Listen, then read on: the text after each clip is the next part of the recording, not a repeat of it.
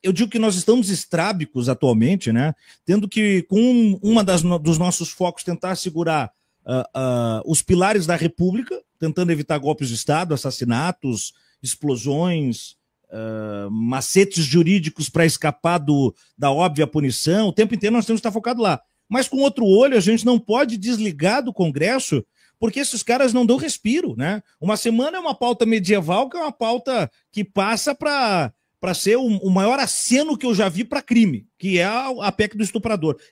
Para mim, a mais violenta legislação que o Brasil se permitiu botar dentro do Congresso para votação dos últimos 30, 40 anos. Ela é cruel, ela é medieval, ela é, enfim, desumana. Aí você pisca o olho e já vem a pauta aí das praias, que os caras tentaram, deram uma congelada, né? Mas... E esses caras não dão ponto sem nó, André. Outro dia se falava, né, e tinha parlamentar subindo na tribuna do Congresso e falando da importância de permitir que os postos de trabalho fossem estendidos, isso faz uns 4 meses atrás, fossem estendidos a crianças menores de idade para ajudar no orçamento familiar. Aí você começa a montar o mosaico, o que nós temos? Os caras querem que as crianças trabalhem, querem que nós trabalhemos 7 dias por semana, porque eles querem privatizar praias. E lá na frente, o que esses caras vão fazer? Vão lutar pelos cassinos, e aí vão fazer umas grandes Las Vegas nas praias privativas, de meia dúzia de coronéis pelo Brasil, com criança trabalhando e os funcionários trabalhando 7 dias por semana. É tudo um grande plano econômico de usurpar o nosso espaço, o nosso trabalho, a nossa mão de obra e a nossa dignidade, André Jacobino. Os caras não dão tempo pra gente não, hein? É por isso que o campo progressista, a gente pode até desenvolver um pouco mais isso. Eu escrevi 2 artigos recentemente sobre isso, né? Para mim, o campo progressista tem que retomar a ideia de ser antissistema, porque eles dizerem que eles são antissistema é uma fraude, eles não são, eles defendem o sistema capitalista, eles querem, na verdade, endurecer o sistema capitalista, né? Tendo em vista o que o Milei está fazendo lá na Argentina, aumentando dramaticamente a pobreza. E a esquerda precisa ter um horizonte para além do capitalismo, com propostas concretas capazes de transformar sensivelmente a vida material das pessoas. Porque só assim você fecha a porta do neofascismo. Se você tiver... É uma divergência, por exemplo, que eu tenho com parte do governo Lula. Né? Eu sou um apoiador do governo Lula, defendi, claro, que Lula derrotasse o Bolsonaro, fiz campanha aberta para o Lula.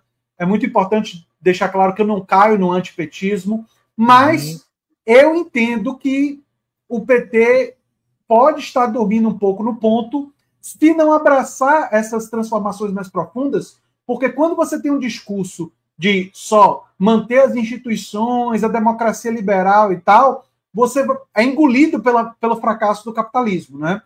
Tem uma outra palavra sobre a PEC da Idade Média que eu queria trazer para você, que aquela PEC ela tem um caráter teocrático. O que é que eu estou querendo dizer com isso? Ela tem uma dimensão de desrespeitar a vida das pessoas baseada em princípios religiosos, mas não em qualquer interpretação religiosa. Uma interpretação religiosa fundamentalista, ultra-extremista. Uma interpretação que diz para as pessoas que uma criança que tenha sofrido abuso por um familiar tem que levar a gravidez até o final, mesmo que esteja sob risco de vida, né? Mesmo que esteja sob risco de vida, porque aquela vida que está sendo desenvolvida, mas ainda não está totalmente formada, é mais importante do que a dela. É isso que está na mente do pensamento teocrático. E você falou da questão da PEC do estuprador. Então, e aí nós estamos falando de um... Eu peguei um exemplo que é muito comum no Brasil, né? De crianças que são alvo de violência sexual. E o mais paradoxal é que se a pessoa é contra a violência sexual, o que se deveria defender é exatamente aquilo que eles não querem defender. Vou dar um exemplo. A educação sexual nas escolas, quando você ensina as crianças a compreenderem o que é errado, onde elas não devem ser tocadas, isso previne a violência sexual. Mas os teocratas acham que essa tarefa é apenas da família e não querem educação sexual nas escolas. Então, uma das coisas que a gente enfrenta com a extrema-direita é uma coisa que me preocupa de verdade. É uma daquelas coisas, junto com o aquecimento global, que tira um pouco meu sono, sabe? Quando você vai tentar dormir, às vezes dá aquela bad, assim, você não consegue dormir de Uhum. Uma das coisas é o medo do avanço da teocracia e do pensamento teocrático no Brasil. Sobre o que você falou, é interessante os paralelos, né? Cuba, antes da Revolução, era um grande cassino, né? Era um grande cassino, né? E se você olhar para o mercado financeiro, né, o mercado de ações e tal, e o avanço da financiarização da economia, é um cassino internacional, né? O cassino das ações, dos derivativos, né? Que funcionam basicamente como sistemas de apostas sofisticados para cassino. E nós estamos vendo no Brasil a penetração das bets em apostas esportivas, que é o cassino. Então, nós estamos vendo todas essas dimensões do cassino expropriando, né, tirando dinheiro da classe trabalhadora. Tiago, eu defendo que a esquerda deveria estar pensando não apenas em transformações, digamos, nas margens, sabe? Aquela coisa assim, vamos retomar a política de vacinação. Importante, claro que deve fazer isso.